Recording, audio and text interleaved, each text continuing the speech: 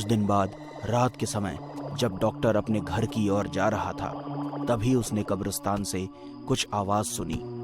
उसने ध्यान से देखा तो उसे पता चला कि कोई आदमी कब्र खोदकर लाश को अपने कंधे पर डालकर ले जा रहा है। लगता है ये वही लाश चोर है। ये अच्छा मौका है, आज इसे पकड़ना ही होगा। डॉक्टर भागता हुआ कब्रिस्तान में गया, पर जब तक वो उस चोर तक पहुंचता, वो चोर वहां से लाश लेकर भाग चुका था। डॉक्टर ने पूरे कब्रिस्तान में घूम कर देखा, पर उसे वो चोर कहीं नजर नहीं आया। डॉक्टर निराश होकर कब्रिस्तान से बाहर आने लगा। तभी उसकी नजर नसीर की कुटिया पर पड़ी। अंदर रोशनी थी। ये नसीर अब तक सोया नहीं, पता नहीं क्या कर रहा है। चलो अब यहाँ तक आ ही गया हूँ तो उसका हाल चाल पूछ लेता हूँ। वैसे भी बीमार है बेचारा। डॉक्टर जैसे ही कुटिया के पास पहुंचा, उसे तेज बदबू आने लगी। वो बदबू इतनी भयानक थी कि डॉक्टर को चक्कर आने लगे, और वो जैसे तैसे करके आगे बढ़ा। ये बदबू किस चीज की है? पता नहीं ये नसीर इस बदबू में कैसे रहता है। इसी की वजह से बीमार पड़ा होगा।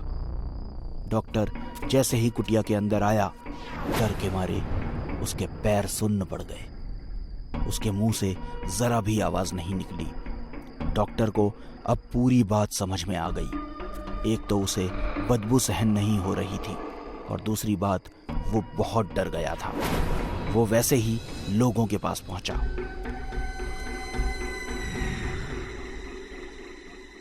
वो सब लाशें नसीर ने ही चुराई थी।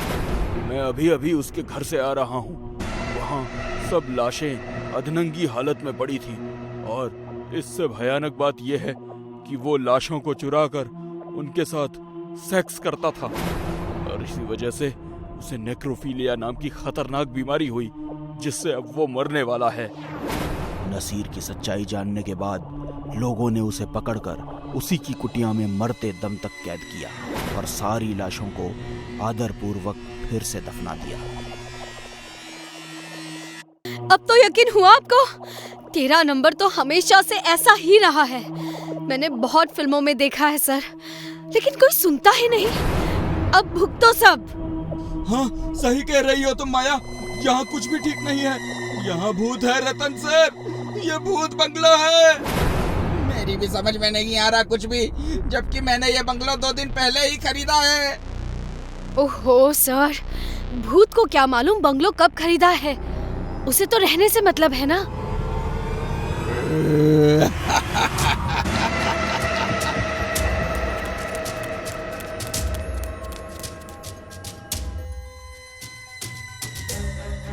तुमने मुझे और मेरे परिवार को क्यों मारा?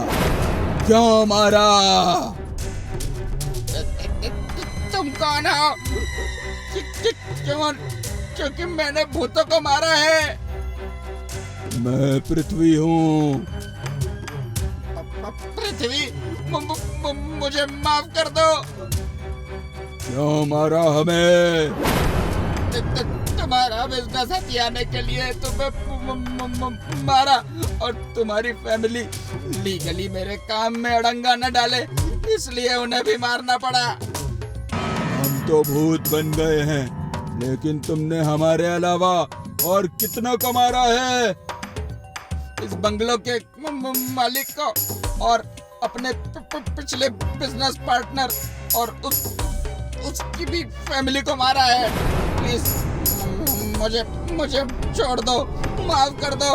मुझे बहुत बड़ी गलती हो गई मुझसे।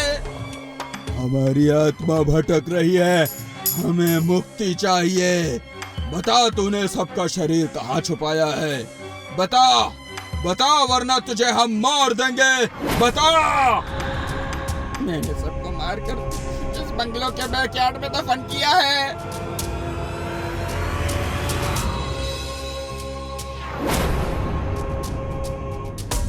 पांडे, जाओ पीछे कोर्टयार्ड खुदवाओ। तुम लोग कौन हो? शौक लगा? विकास मेरा छोटा भाई है, और इसने तुम्हारे बारे में मुझे बताया। तेरी फोटो देखते ही मैं तुझे पहचान गया था, रतन कुकरेजा। कि तू वही शैतान है जो लोगों को बड़ी चालाकी से पार्टनर बनाकर उन्हें मारकर उनका बिजनेस हथिया लेता है। तुझे पकड़ने के लिए हमने ये सब भूत वाला नाटक किया, विकास को उल्टा भी टांगा। तूने सब सबूत दे दिए हैं, अब तुझे तेरे कुकर्मों की सजा मिलेगी। तुझे फांसी होगी, फांसी।